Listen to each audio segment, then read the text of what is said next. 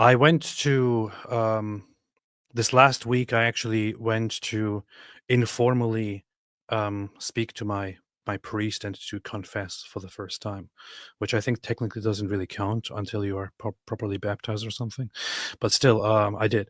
So, and after I went on, after I confessed, he basically was like, he said, I don't. I have lost all hope in humanity after I heard you speak. No, he didn't, but he um, Uh, he joked a little bit about how Was I this have to do some before? Was this before or after he spent an hour vomiting? after. Okay. He said you have to do some penance, and the penance was carrying a table with him to adjust something in the church. And I was like, okay, good, wonderful, perfectly done. And then as we did that, I told him a few things that are on my mind, that were on my mind for being for quite a while now, and what he said to me was what you just told me.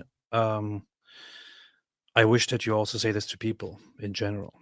So I do want to do that.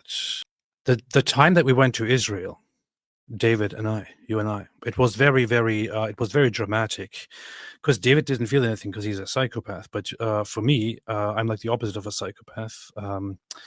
If I see very sad, very sickening things, it affects me very, very deeply. It actually deeply hurts me and pushes me to certain extremes. So when we went there, and especially the time that we went to the place where the October 7 attack happened, and we saw a few things, and I also watched some videos after that, coming back from Israel, I was conflicted because on the one hand, it felt like emotionally and spiritually impacted and changed by our trip to Israel.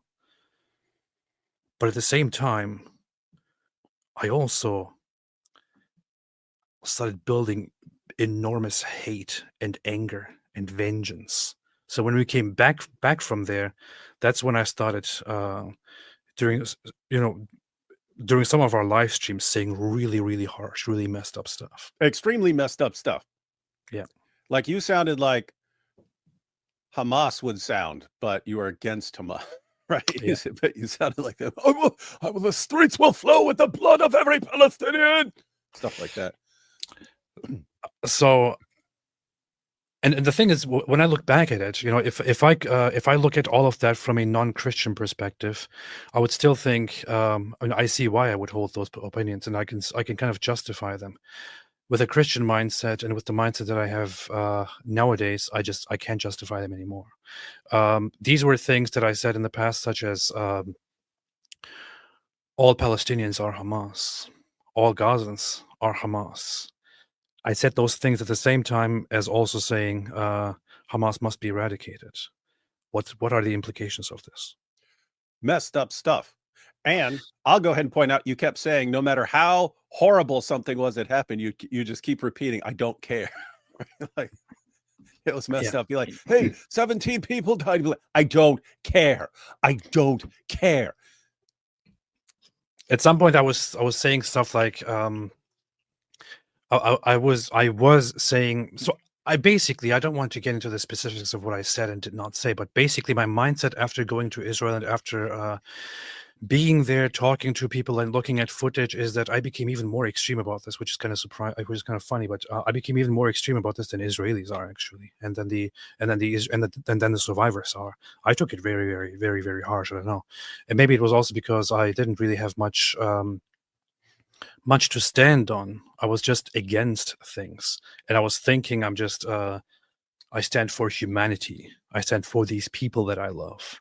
And when I see big mistreatment, I have to react with huge vengeance and anger and hate and all that. So, with that whole mindset, I did say certain things like, I guess there is no other solution. Lots of people have to die. Lots of people have to be killed. Lots of people have to be removed.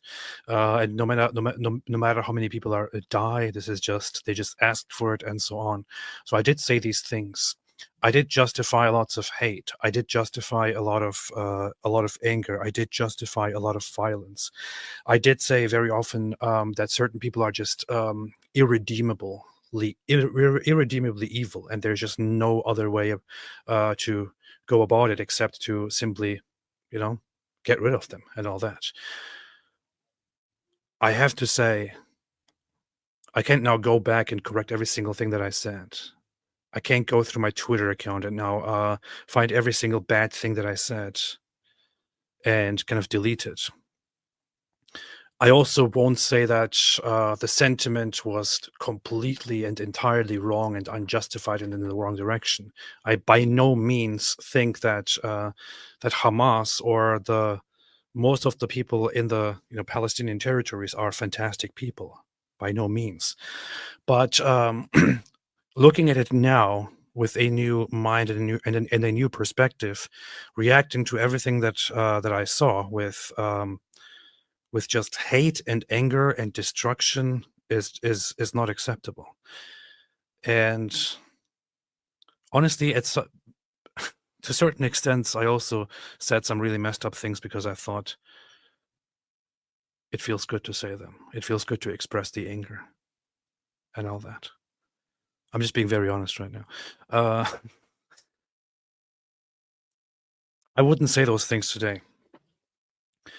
So if I contributed in the past to contributing more to anger and more to vengeance, more to killing, more to condemnations and all of that, I have to say I repent of that, and I want to apologize to all those that I have impacted with this, and all those who have been whose lives have been in some way impacted by this, whose thoughts and whose faith and whose sentiments have been somehow impacted by this. I still find myself looking at the situation, at the conflict, very much on the side of the Israelis, insofar that I think that the Israelis are the ones that constantly are under attack by those who don't want them to exist, and I fully want to defend the right of Israelis and Israel to exist. I can still say with full honesty that they were the nicest, the kindest people that I have seen in any country.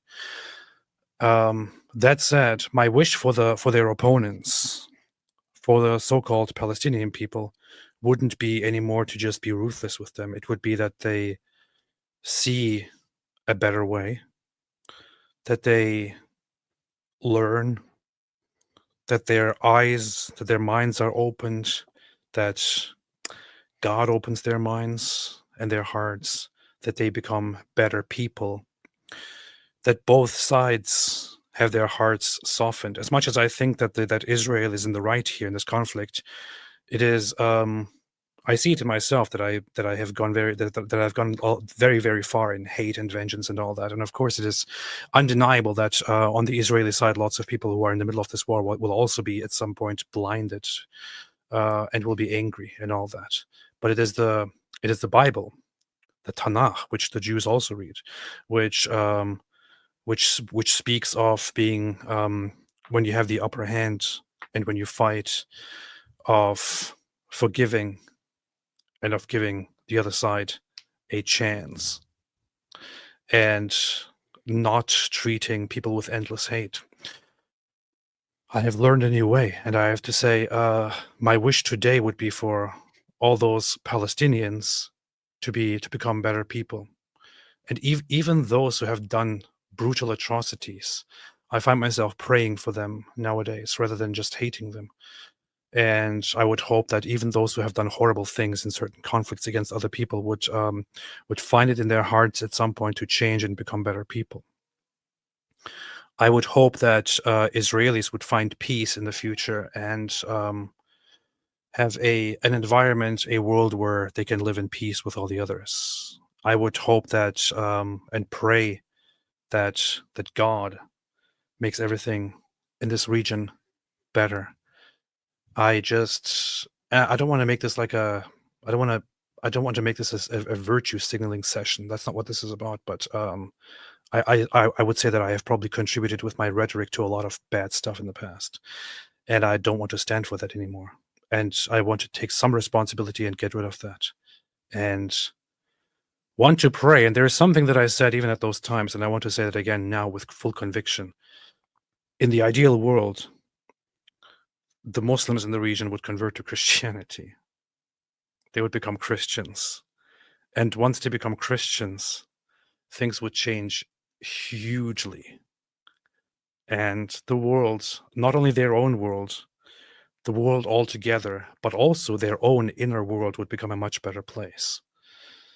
So I no longer think or no longer believe or no longer advocate for violent solutions or mass killings and all that, but rather for changing and opening their eyes for a better future and for more hope, for belief in God and all that.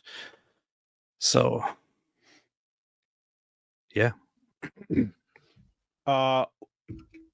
One question. You said the Israelis were the nicest people in the world. How do you reconcile that with them spitting on you wherever you went? And even more importantly, on me. Good question. Well, the thing is, you have to see the good and bad in everything. So when you went around being spat on in Israel as a Christian, you didn't have to take a shower afterward. You know? That's a good point. That's a good point. That's a good point. Powerful stuff. It is funny though that you were walking around with a giant cross on your chest, and including under the most holy place of Judaism, At a bar mitzvah.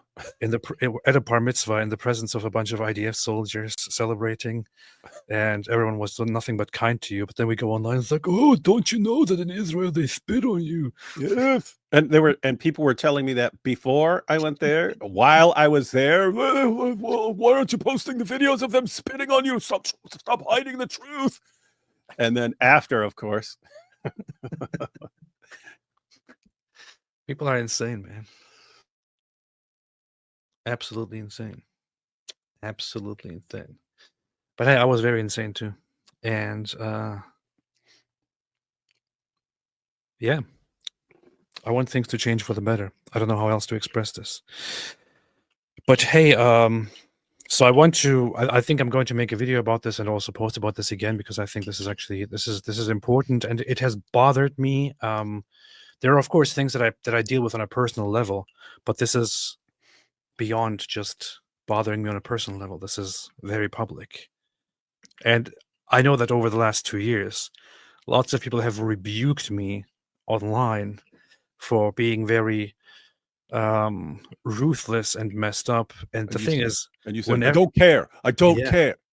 Whenever people said it, whenever people tried to call me out for being too ruthless or being too hateful and all that, what I felt inside was just, haha, so what? I don't care. And I just wanted to say it again. Things are different now.